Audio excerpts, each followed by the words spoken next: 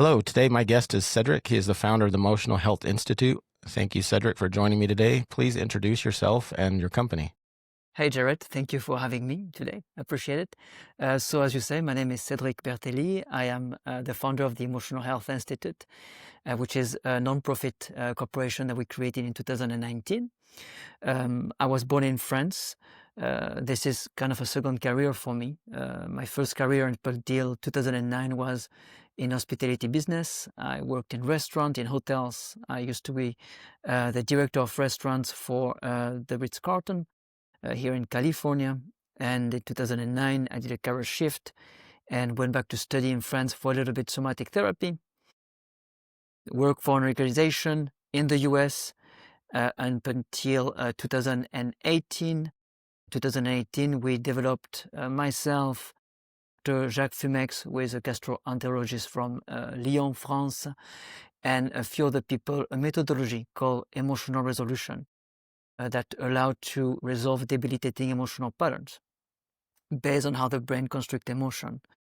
And to support educating therapists, coaches, clinicians on this methodology, we created the Emotional Health Institute that is now operating out of the USA, France, and Japan.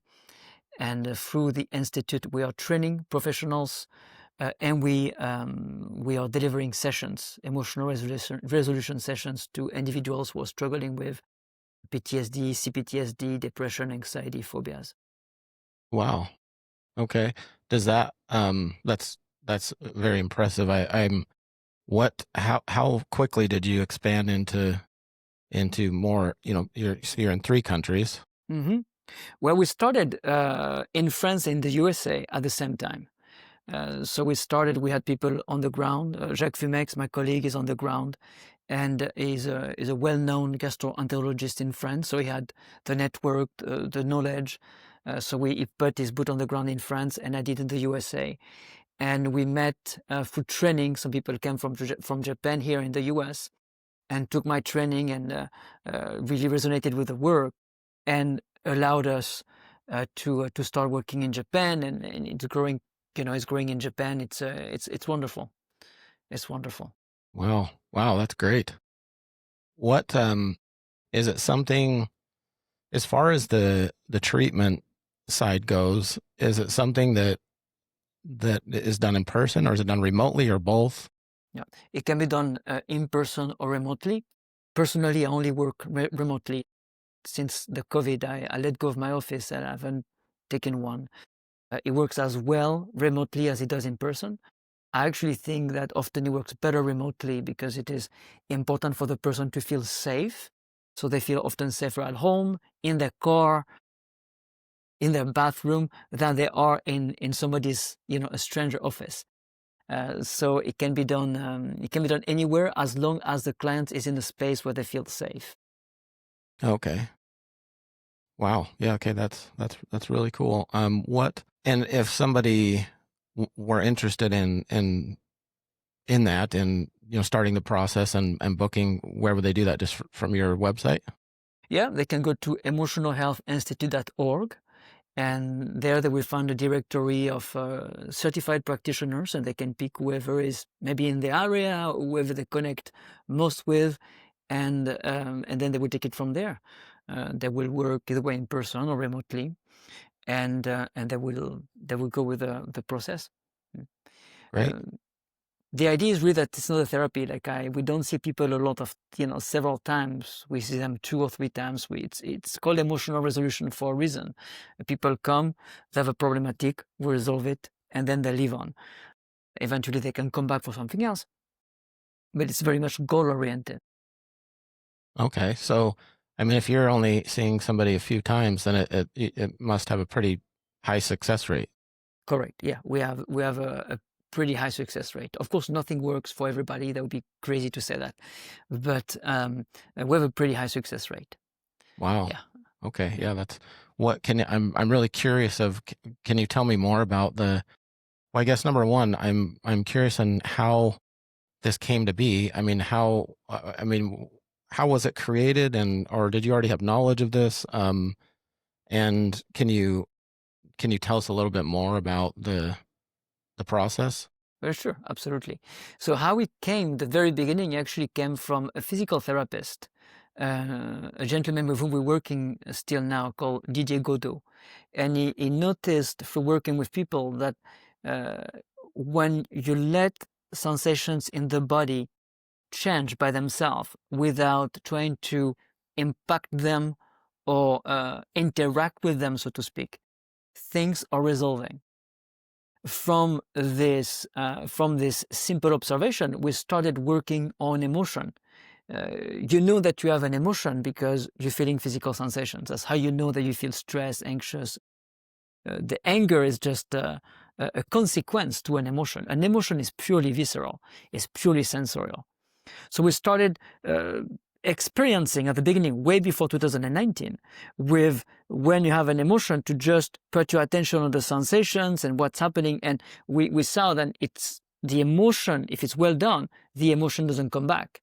So when you let the sensations play out in a specific way, and I can go further into that, the emotion doesn't come back. So then we started to deepen the work. What really was a game changer for me was the work of Lisa Feldman Barrett, who came out in 2017, if I'm not mistaken. She's out of Boston. She's a neuroscientist. She wrote several books. The main one is How Emotions Are Made.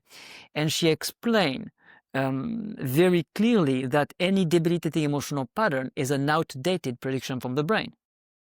So any emotion that keeps on coming back is a prediction from the brain that didn't have a chance to be updated. And that put a neuroscientific theory on what we were observing. So that allow us to make our work more precise and to understand how the brain actually functions, so we can take this understanding to undo how emotions are made.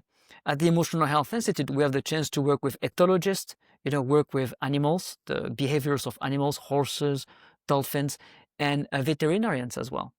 So working with horses, cows, ponies as well on their emotion, it gave us a much, I would say, more pragmatic view on emotion, taking off all the mystic around emotion, or the fantasy, or the Freudian way, if you will, to look at emotion, but look at emotion very pragmatically. How the brain constructs emotion, and how can we resolve it? And I can tell you, if you want, the core of the work and why it's working.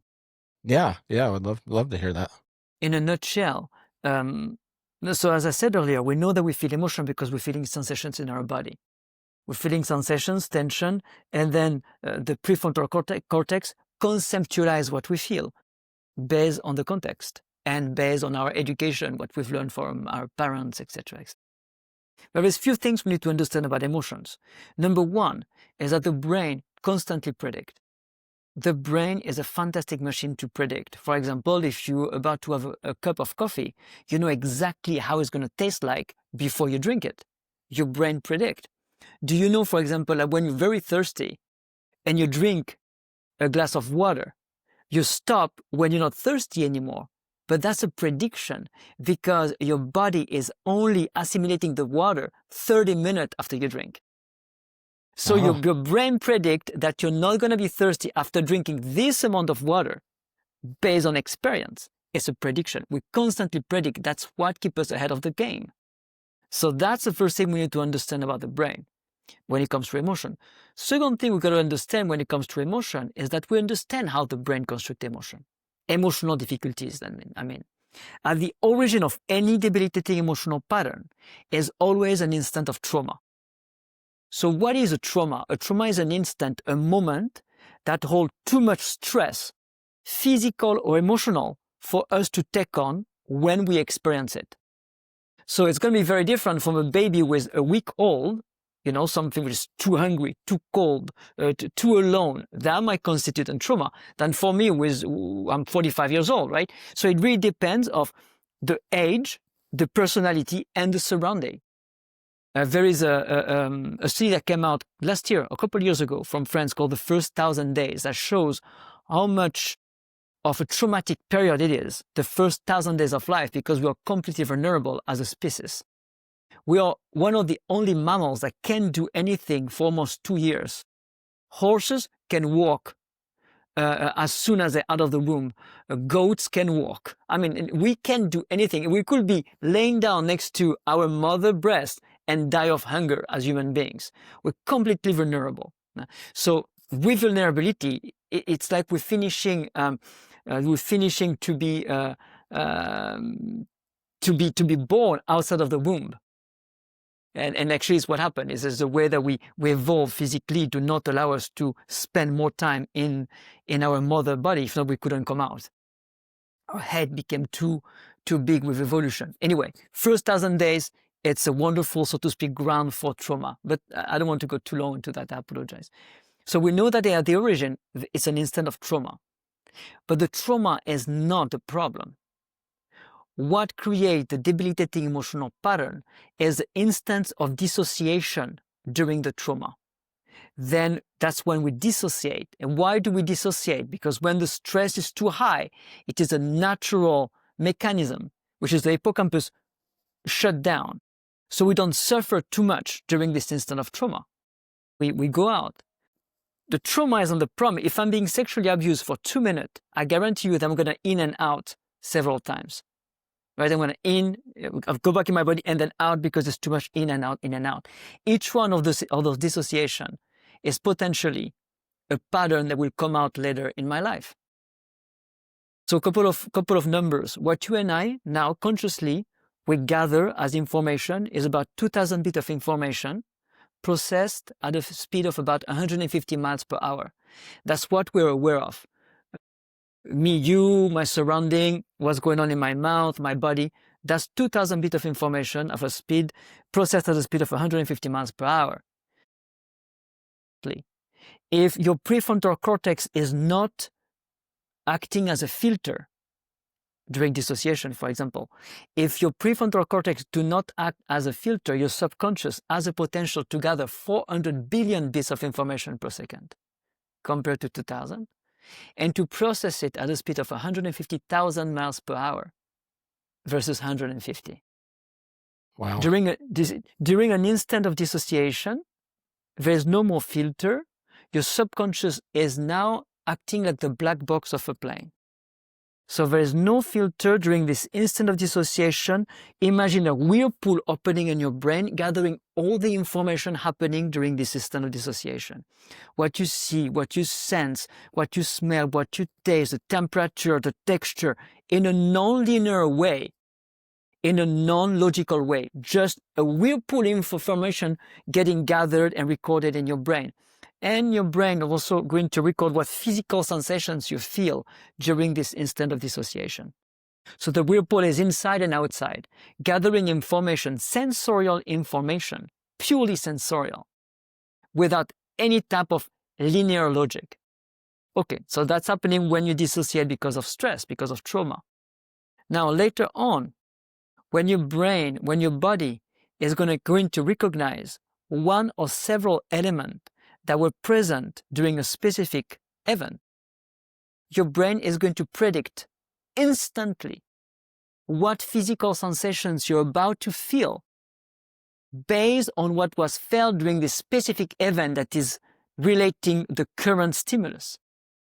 And is going to predict and generate an interoception.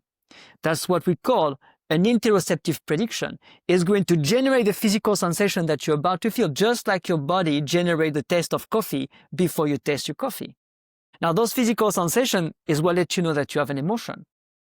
And when you feel that, then you act out of it. Either way, you push it down, or if it's anger, if it comes as an anger, you're going to scream to release the tension and make the person in front of you afraid. But you are going to act on those sensations one way or another. And that's the problem. That's maintaining the loop. What we found is that if we can be with those physical sensations in a safe place, being meaning to pay attention to the physical sensations in our body without controlling them, without trying to understand them, or without having somebody trying to control them, the prediction, the interoceptive prediction, the physical sensations are going the sensations are going to change in your body for a timeline of 2 seconds to 90 seconds, never more. at the end of the prediction, your brain is anticipating to be hit by some kind of danger. Where at the end of the prediction, you're safe and sound. From that very instant, your prediction is updated. Your brain is integrating the fact that at the end of this prediction, nothing is happening. Prediction is updated. That means what used to create this emotion will never create this emotion again. Wow. So that's the core. Okay, that was very informative and fascinating. I mean, I find this stuff fascinating, right? I've never heard this before, obviously, and so much depth on, psychology and the brain when it comes to, trauma and different responses. So I'm soaking it all in. Yeah, no, that's very fascinating. I definitely want to learn more about it. And I can talk to you a bit about after this about that. Sure, absolutely. Happy to. Yeah. So, would you say, based on everything you just said, and your experience, would you say that everybody has some level of trauma? Yes.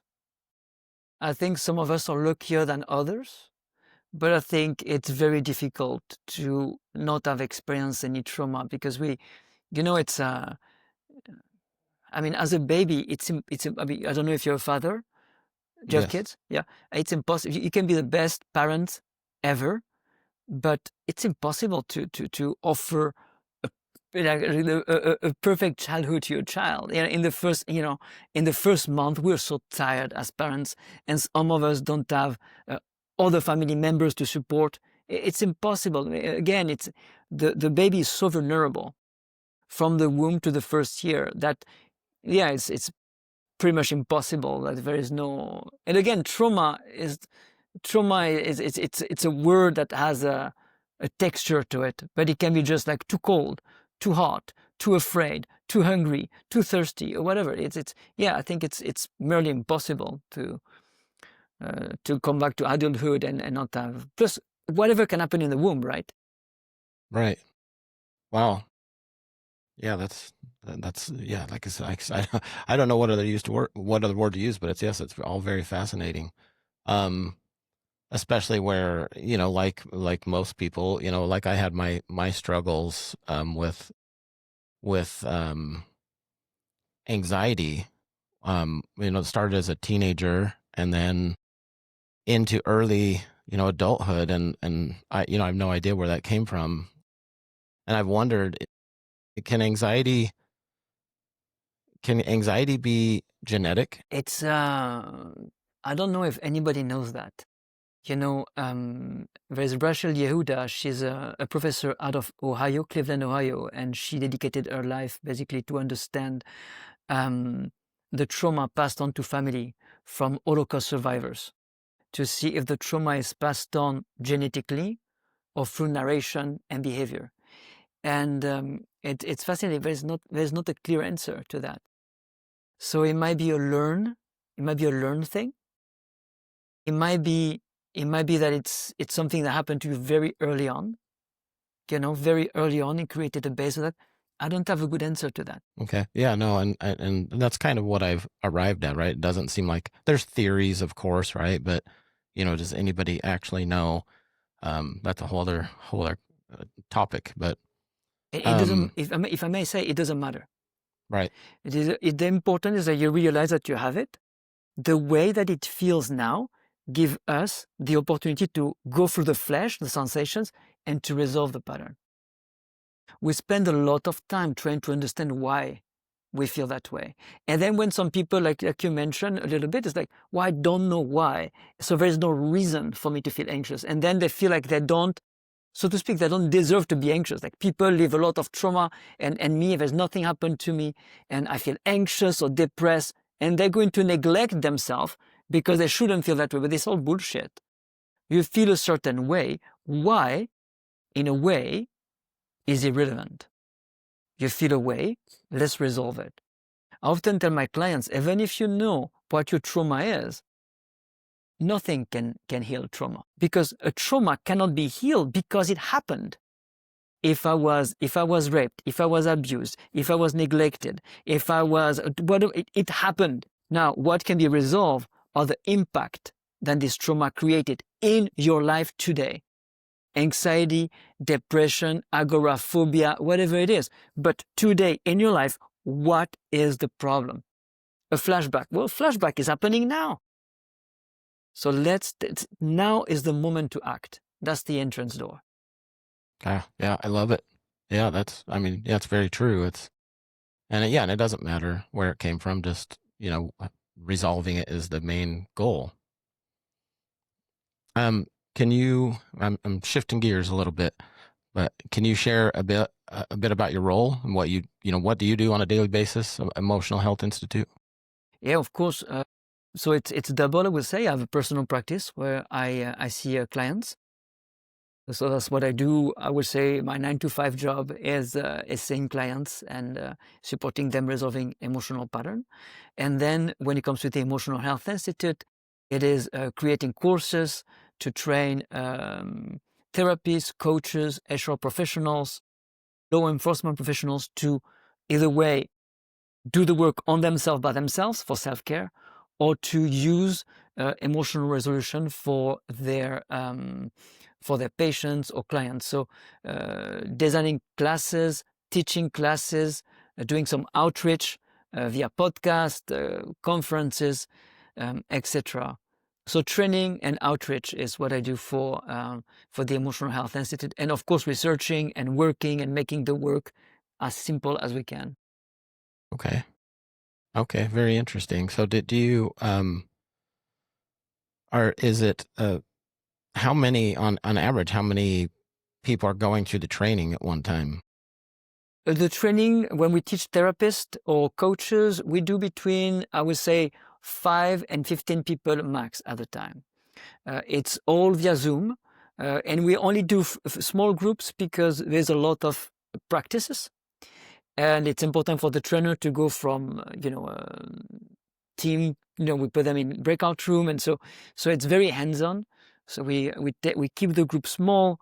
The curriculum is in 4 modules, 3 days, 3 hours, 2 days, 2 hours, and then follow-ups. It's precise, and by the end, by certification, you'll be able to address emotions on 2 levels. You'll be able to resolve conscious emotions, which are the emotion that the client is aware of, the anger, all this, what's in your face, so to speak, and unconscious emotions, which are the emotion that you don't want to look at, the shame, the guilt, all this stuff. And after certification, we have an advanced program to go into subconscious emotions, the emotions that are not accessible consciously at all, even through questioning, and we go more into the body. These are the emotions that create eczema, pain. So we start with physical symptoms, Okay. and dive into what kind of emotion, tension create those symptoms. Okay. All right. But yeah, that's very great. So what types of what are the requirements surrounding this as far as what types of people are getting certified? Obviously, there's probably a lot of different types, but does somebody need a specific, for example, in the U.S., a specific license or credentials to be helping people with this method? We have it goes through therapists to physicians to preachers and preachers' wife. So it's quite wide. It's people who are active in their community in supporting their community. For example, we work for some reason in West Texas, Midland, and we have wonderful people working there, and people on the ground are, preachers, preachers' wives, because that's where people go for reassurance and for speaking. They don't go to therapists, you know. We have people working with HR departments, and sometimes you have HR people who are dealing with employees breaking down in front of them, and what do they do? What do they do to bring them back? They're listening, but that's not enough. So no, there's not a category, and that's the beauty about MRAS, is the flexibility of the methodology. You know your people. Now we're going to teach you, whoever is in front of you, how to be present and resolve the debilitating emotional pattern without having to ask about their past, without having to ask about any type of trauma, based on what's happening at work, in your family, you know, how you can support your community, your coworkers, your employees or patients. Right. Okay. How long does the process take? You mean the session or the training? The training. The training takes, so it's 3, 4, 5, about 6 days. Okay. So it's 3 days for module 1, which is we teach you the foundation. Then people have to practice. We meet for 3 hours. We do case studies. They practice more than 2 days. That's what we're going to teach them to tap into, like unconscious fears, the shame, the guilt, all this stuff in a safe way. Then they have to practice again, 50 sessions. And then we see them on one-on-one for certification. Okay. Okay. Okay. You mean one, because it can all be done remotely, you said. All is remotely. Yeah, Oh, all is remote nowadays. All is remote. wow. Okay. Very, very interesting. Um, what, as far as this industry, or obviously it's a wide, we're talking, it's a big net, but what major shifts are you seeing right now? I think maybe in my industry, I don't know if it's a shift, but there is the impact of AI. A lot of people that do not have the financial resources to go see a therapist, for example, are communicating with their AI tool. Most of the time it's ChatGPT, and using that as an outlet to talk about their problem, to try to find solutions. I think in the last year, it's really a big shift, you know, and I don't know what I will create. I don't know if it's good or bad. It's too early to tell. That's interesting that you say that, because I was talking to, he's a doctor actually, and um, somebody I personally know. It was probably about a month ago, and he was saying that he uses Chat GPT for that, for like having conversation, like for his own, just own, challenges and things like that, and he finds it very therapeutic, is how he described it, and that's the first time I've heard somebody using it in that way. Oh yeah, I've seen clients. I mean, I've seen clients that developed relationship with their GPT. I had a client who came because she felt abandoned by her GPT, because at the end of the conversation you cannot um, go further. The relationship that some of us have with the AI tool is very personal and intimate. Very personal and intimate. I remember, I don't remember his name now, but the author of *Sapiens*, Uriel. Sorry, I'm gonna say his name wrong, but he had a good point. He said the difference between a therapist, a friend, and AI is that AI actually listen. A therapist, a friend, a family member, we have our own window. We listen and we already think about what we're going to say. We listen and we try to relate to what the person say. We're shifting already. We are transforming what the person says because it goes through our lens. When AI doesn't do that, AI listens and then brings some kind of answer based on your personality, based on what they gathered about you. They're neutral. Wow, wow. Yeah, I never thought. I mean, it's true. I never thought about that before, but that's true. That's its whole point, right? Is to is to just take the information in. Yeah, that's right. And we don't do that as human beings. We don't listen. It always goes through our own lens, no matter what. Doesn't, you know. Wow. What do you think that's impacted your business or growth strategy at all? No, I don't think so. I think I don't see the impact so far.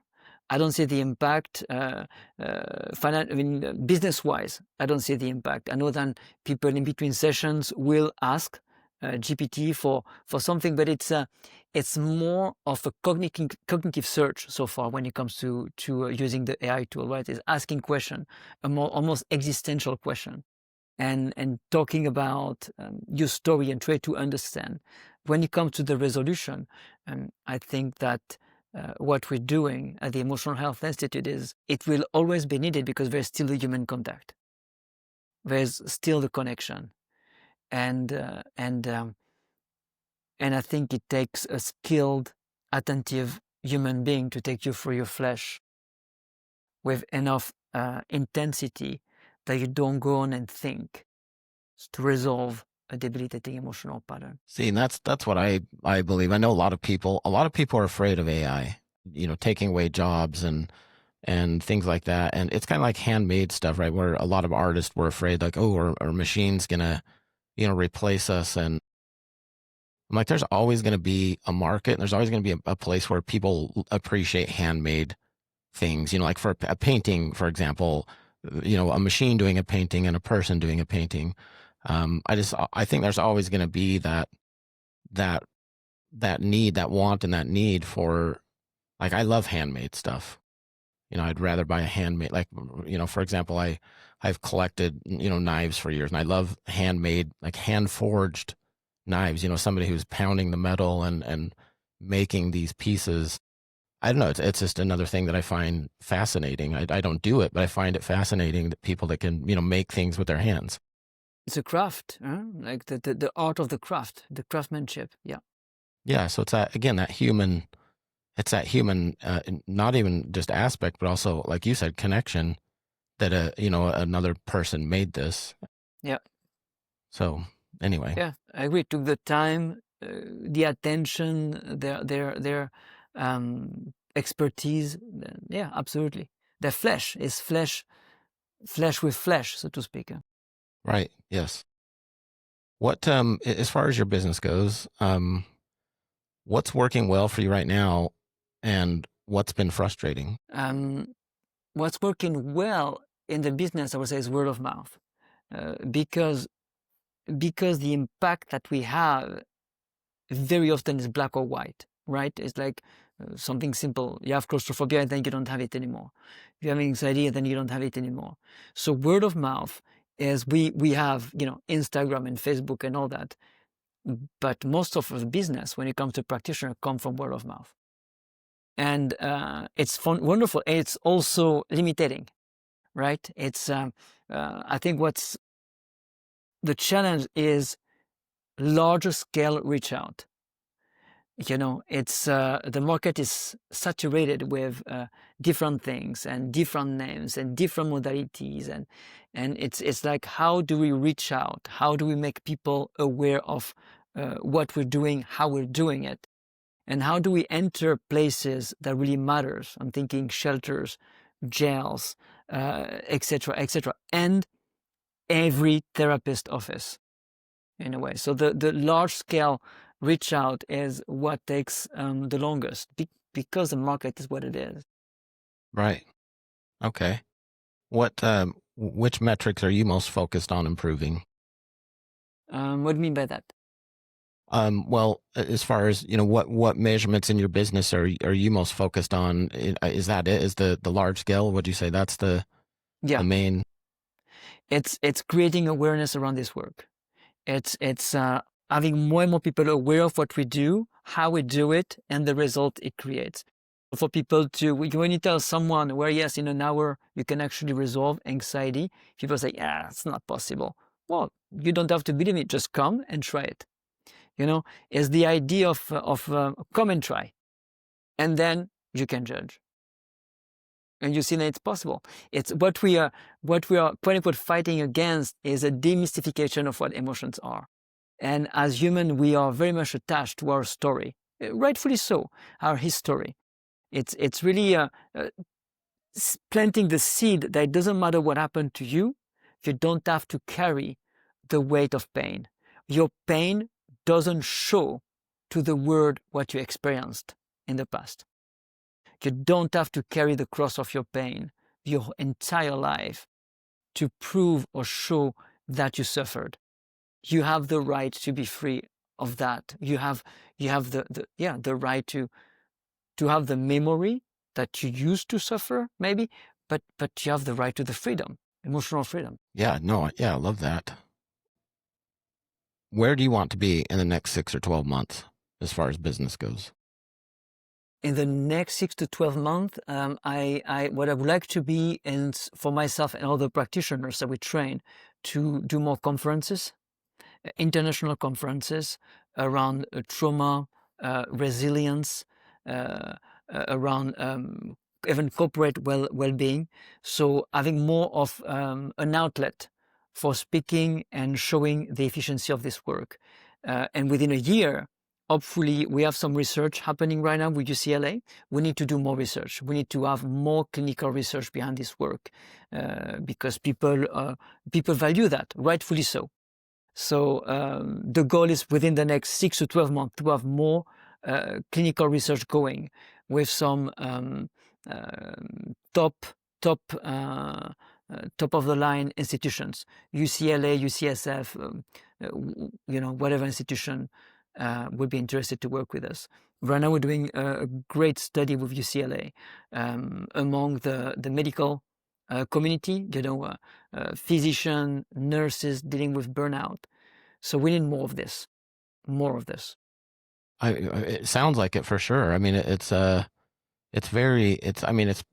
piqued my interest a lot, so much that that's why I want to talk to you real quick after after this.